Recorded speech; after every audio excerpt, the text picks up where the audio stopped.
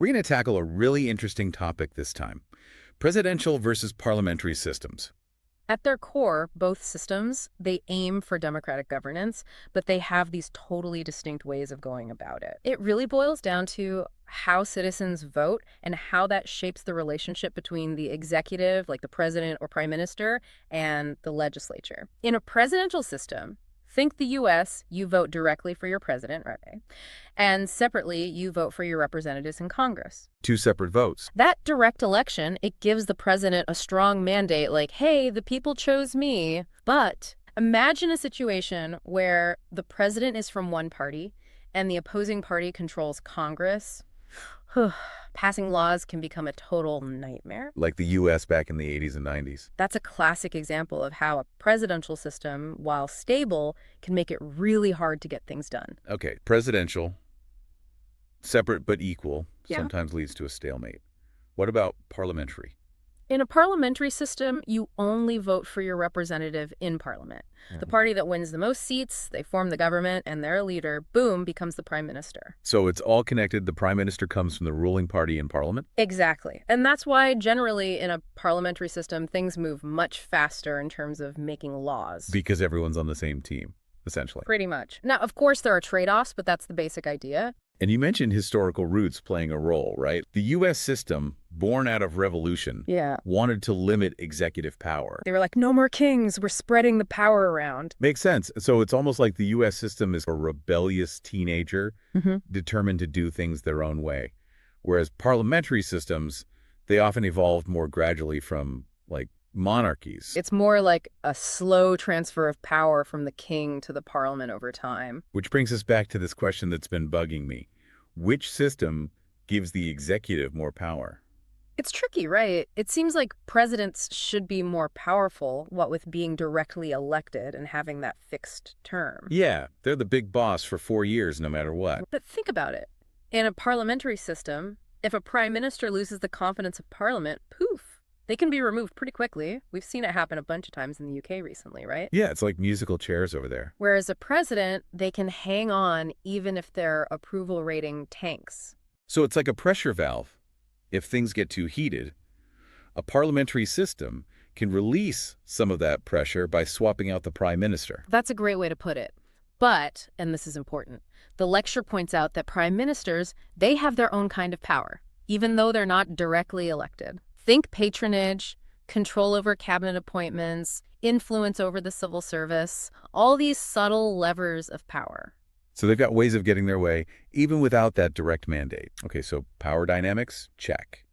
Now, the lecture also mentioned this idea of liberal democracy. It's like democracy plus something else, right? It's about respecting individual rights, even when those rights might clash with the will of the majority. So given this, is one system, presidential or parliamentary, inherently better at safeguarding those liberal values? Both systems can be liberal democracies, but it really depends on the specific mechanisms of checks and balances that are in place. Think of the U.S. Supreme Court, right? It has this power to strike down laws passed by Congress if they violate the Constitution. That's a big deal. It's called judicial review, and it's a key way to protect individual rights, even against the will of the majority. It's a safeguard against what's sometimes called the tyranny of the majority. That's a powerful concept. But what about systems where the parliament is considered sovereign, like in the UK? In the UK, it's true that Parliament has supreme power, but the courts still play a big role in upholding individual rights. They might not have the power to strike down laws like the U.S. Supreme Court, but they can interpret those laws in a way that protects individual liberties. So even though the approaches are different, the goal is the same: make sure individual rights aren't trampled on. Okay, so different approaches, but similar goals. Okay, last big question that's on my mind, and probably on yours too. Does research actually show that one system, presidential or parliamentary, is inherently better than the other? The lecture does mention that some research suggests parliamentary systems might be less prone to conflict, especially in those developing countries with deep social divisions. The best system for any given country probably depends on a whole bunch of factors, like its history, its culture, how developed its economy is, how mature its democratic institutions are. It's complicated. Okay, but let's at least try to dig into some pros and cons. Maybe that'll help us wrap our heads around this. All right, let's start with presidential systems. What are some of the upsides? One of the biggies is stability. With that fixed 4-year term, you don't get those revolving doors of leaders we've seen in some parliamentary systems. Businesses, citizens, they know who's in charge for a set period. That predictability can be reassuring. Exactly. But of course, there's a flip side to that stability. Oh, I bet there is. What happens if a president, they become deeply unpopular or just ineffective? Ooh, yeah. That stability can become rigidity. Ah, I see. If a president loses the confidence of the people, there's no easy way to course correct. Impeachment, that's a long and messy process. Not to mention, it doesn't always work. And then, of course, there's the potential for gridlock, especially when you have different parties controlling the presidency and Congress. And here's the thing. The lecture also argued that this gridlock has actually boosted the power of the U.S. Supreme Court. When Congress struggles to pass laws, guess who ends up making more and more critical decisions? The courts. Yep. The Supreme Court, with its power of judicial review, it becomes the ultimate decider of what's constitutional and what's not. And that's a lot of power concentrated in the hands of 9 unelected justices, appointed for life.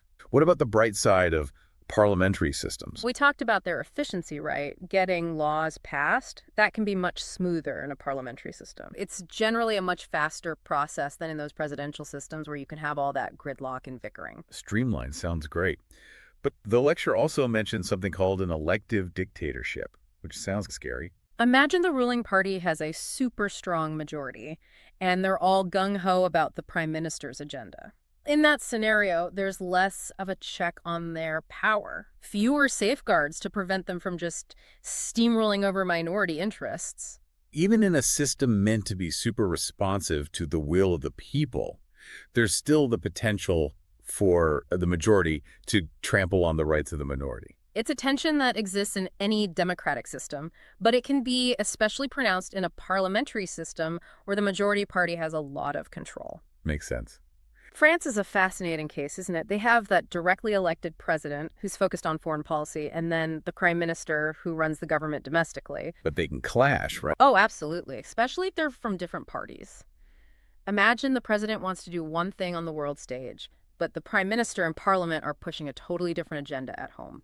It can get messy. Yeah, it's like they tried to build this hybrid car, but ended up with something that's neither a powerful SUV nor a fuel-efficient compact. Okay, let's shift gears a bit. Let's talk about how laws actually get made in these different systems. Where does the rubber meet the road? So in a presidential system, like the U.S., it's all about checks and balances, right? Oh, yeah. It's designed to be super deliberative. Multiple checkpoints, lots of opportunities for debate, revisions. A bill can start in either the House or the Senate, but both chambers have to pass it in the exact same form before it even goes to the president. The idea was to make sure laws had broad support, that they really reflected the will of the people. But of course, Good gridlock. it can be slow, frustrating, and sometimes nothing gets done at all. I bet. Must drive everyone crazy, from the president to the people waiting for action on important stuff. How's it different in a parliamentary system? In a system like the UK's, it's usually much more streamlined. Bills are typically introduced by the government, the prime minister, and their cabinet, and then they go through readings and debates in the House of Commons. So it sounds like the prime minister has a lot more control over what gets considered and passed. They still need to get their party on board, and sometimes you get those backbench rebellions where members of the ruling party actually vote against their own government's proposals. And then, of course, there's the House of Lords, but They don't have as much power as the U.S. Senate, right? no, they can scrutinize bills, propose amendments, that kind of thing. But the House of Commons has the final say. It's all about parliamentary sovereignty. The elected representatives in the Commons, they're the ultimate authority when it comes to making laws. A different kind of balance than in the U.S., where the Senate has a much bigger say. Speaking of balance, how do legislatures make sure the government is accountable to the people? Accountability, that's the cornerstone of any democracy. It's about making sure those in power are answerable for what they do, for their decisions. Right. And legislatures, they play a huge role in that. They can question government ministers, scrutinize how money's being spent, launch investigations, and in extreme cases, they can even remove the executive from power through a vote of no confidence. It seems like parliamentary systems, with that fusion of executive and legislative branches, they might just have a built-in advantage when it comes to accountability. It's true that in a parliamentary system, the prime minister and their cabinet, they're more directly accountable to the legislature. But presidential systems, they have their own mechanisms for keeping the executive in check. Think of the impeachment process in the U.S. or the power of Congress to investigate and hold hearings. So it's not like presidents are just running wild. There are ways to hold them accountable, too. Absolutely. Each system has its own ways of making sure those in power don't get too comfortable. Okay, one last big piece of the puzzle, Mm. the judiciary. Ah, yes, the branch of government responsible for upholding the rule of law, interpreting that all-important Constitution, and making sure individual rights are protected. In the U.S., the Supreme Court can basically strike down laws passed by Congress if they decide it violates the Constitution, which is just A huge amount of power. right. And it's all because of this thing called judicial review, which basically means the court gets to decide if a law is constitutional or not. It's a way of making sure no one branch gets too powerful, that everyone stays within their lane. So even if the president and Congress are like, yeah, let's do this thing, the court can be like, nope, not allowed, unconstitutional. The UK Supreme Court can interpret laws, make rulings on how they should be applied, but they can't just declare a law invalid. It's two different ways of thinking about where ultimate power should reside. In the U.S., it's more spread out, with the courts acting as this powerful check. In the UK, more power is concentrated in the elected parliament. And that difference reflects deeper philosophies about the role of the courts, the balance between individual rights and the will of the majority, all that good stuff. Okay, so that's the judiciary, the referees of the political game. Now let's talk about the players, the executive branch. They're the ones putting those laws into practice, setting the agenda, and representing the country on the world stage. And as we've seen, their structure and powers, they can vary a lot. So in a presidential system, the president has this direct mandate, like the people chose me. They don't answer to the legislature in the same way a prime minister does. Whereas in a parliamentary system, the prime minister is always walking this tightrope. They have to keep their party happy, and they have to keep parliament happy, or they're out. It's a much more dynamic and, frankly, a more volatile political environment. So again, it's all about different ways of balancing competing needs, strong leadership versus accountability, stability versus flexibility. And the lecture made a great point that even within those systems, presidential or parliamentary, the powers of the executive can vary depending on who's in charge and what's going on in the world. Think about Franklin Delano Roosevelt in the U.S. He massively expanded the power of the presidency during the Great Depression and World War II. The formal powers of the office didn't really change, but the circumstances and the person wielding those powers, it made all the difference. Speaking of action, let's zoom in on the powers of the U.S. president specifically. What exactly can they do? They hold a pretty unique position. They're both the head of state, the symbolic representative of the country, and the head of government responsible for running the executive branch. And they've got a wide range of powers at their disposal.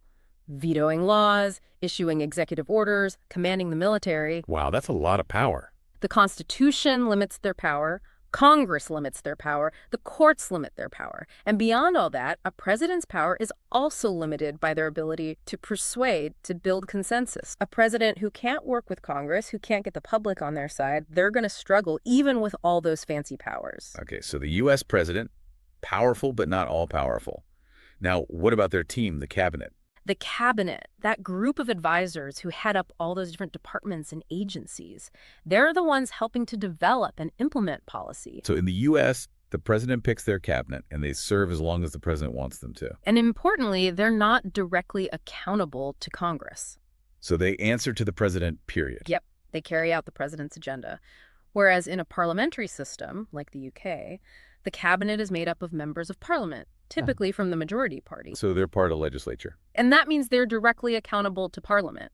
They can be removed if they lose a vote of no confidence. In a parliamentary system, the cabinet is much more integrated with the legislature. They have to work with the legislature to get things done. They have to keep the legislature happy. It's a reminder that these systems, for all their complexities and challenges, they're ultimately designed to serve the people. Yeah. And serving the people also means keeping them safe. So let's talk about national security. In the U.S., the president actually has the power to deploy troops and engage in military action without a formal declaration of war from Congress. It's based on their role as commander-in-chief of the military. But it's definitely been controversial, especially as the U.S. has gotten involved in all these long, drawn-out conflicts in recent decades. It seems like that gives the president a lot of power, potentially going over the heads of the people's elected representatives in Congress. That's the main criticism. People argue it undermines Congress's role in decisions about war and peace. How's it work in a parliamentary system? In the UK, for example, the Prime Minister typically needs Parliament's approval before sending troops into action. So it's a more collaborative process. It reflects that whole idea of parliamentary sovereignty that we talked about. The elected representatives have the ultimate say in matters of war and peace. Which makes sense, but I imagine it also makes things slower, right? Maybe less nimble in a crisis. That's the trade-off. Presidential systems, they prioritize speed, decisiveness. Parliamentary systems, they prioritize deliberation and making sure everyone's on board.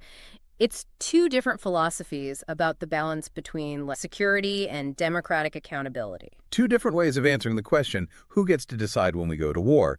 But beyond those big decisions about going to war, governments also have to deal with all sorts of crises, right? Oh, absolutely. And crises, by their nature, they're unpredictable. And they can make or break leaders. Think about someone like Winston Churchill during World War II.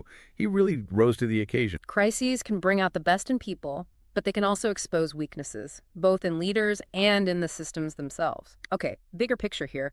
What actually makes a political system successful? The age-old question. What makes a government work? One of the most important is legitimacy.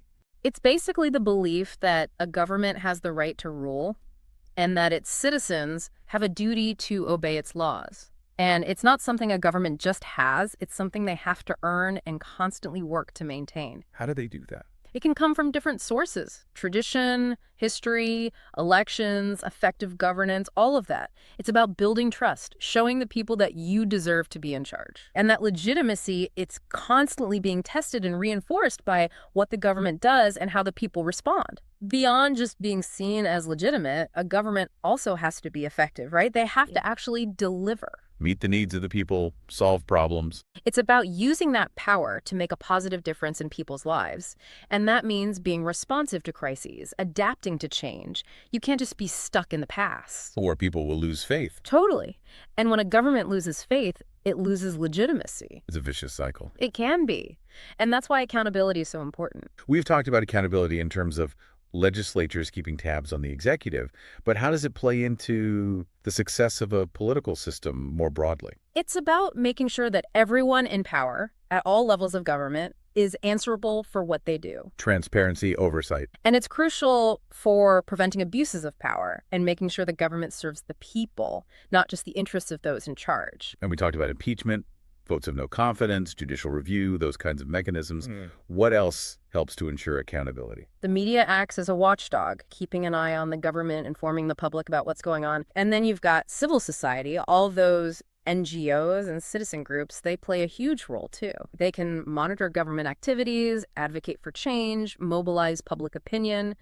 They're a vital part of a healthy democracy.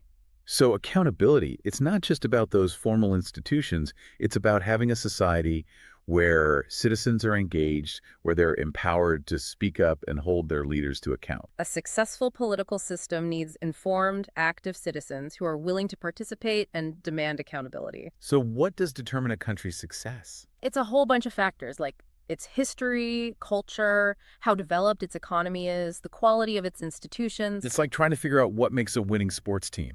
Is it the coach, the players, the training regimen? It's probably all of those things working together. And just like there's no one-size-fits-all solution in sports, there's no one-size-fits-all solution when it comes to political system. So you can't just pick a system off the shelf and expect it to solve all your problems. Nope. It doesn't work that way. The success of any political system depends on how well it fits the specific context of a country and how well it's actually put into practice. And it also depends on the people running the system and the citizens participating in it. The human factor. Even the best designed system can fail if the people in charge aren't committed to the principles of democracy, the rule of law, all of that. And if the citizens aren't engaged and holding their leaders accountable. Absolutely. In the end, the success of any political system rests on the people. It's like a garden. You can have the best soil, the best seeds, the best tools, but if you don't tend to it carefully, it's not going to thrive. I love that analogy. It's a beautiful reminder that democracy isn't something that just happens. It takes work. It takes participation. It takes care.